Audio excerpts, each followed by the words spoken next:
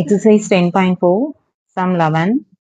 Tan inverse of 6x divided by 1 minus 9x square கொடுத்திருக்காங்க. நம்ம இதுல வந்து dy by dx கண்டுபிடிக்கணும். இப்போ பார்த்தீங்கன்னா ஃபர்ஸ்ட் கொடுத்திருக்கிற சம y equal to எடுத்து எழுதிக்கிடுவோம். y equal to tan inverse of 6x divided by 1 minus 9x square எழுதியாச்சு. tan inverseல இருந்தாலே நம்ம வந்து ஸ்ட்ரெயிட்டா வந்து டிஃபரன்ஷியேட் பண்ண முடியாது.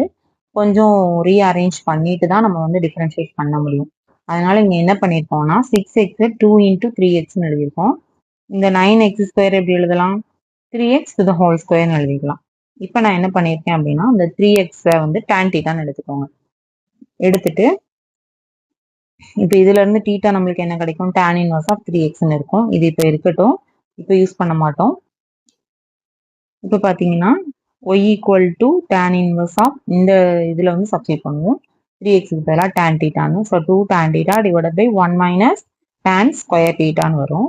நம்மளுக்கு வந்து டிக்னாமெட்ரி ஃபார்முலாவில் வந்து என்ன சொல்றாங்க அப்படின்னா tan 2 தீட்டாவோட ஃபார்முலா வந்து 2 tan theta divided by 1 minus tan square theta. அப்போ இதுக்கு பதிலாக நம்ம என்ன பண்ணிக்கலாம் அப்படின்னா tan 2 தீட்டா அப்படின்னு சொல்லிட்டு சப்ஸ்டிட் பண்ணிக்கலாம். இப்போ tan இன்வர்ஸும் டேனும் நம்மளுக்கு வந்து என்னவாயிரும் கேன்சல் ஆகிட்டு 2 தீட்டா மட்டும் கிடைக்கும். இப்போ y equal to 2 into tan தீட்டாக்கு பதிலாக இந்த இருக்கு இல்லையா அந்த வேல்யூ வந்து theta equal to tan inverse of 3x அந்த வேல்யூவை கொண்டு இதில் கொண்டு சப்ஸ்டிட் பண்ணிக்கலாம். tan inverse of 3x தீட்டாக்கு பதிலாக tan inverse of 3xன்னு சப்ஸ்டிட் பண்ணுறோம். இப்போ நம்மளுக்கு என்ன கிடைச்சிருக்கு?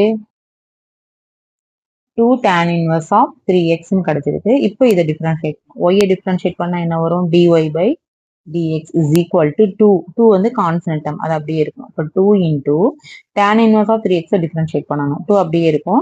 tan inverse of 3x differentiate பண்ணோம்னா என்ன வரும்?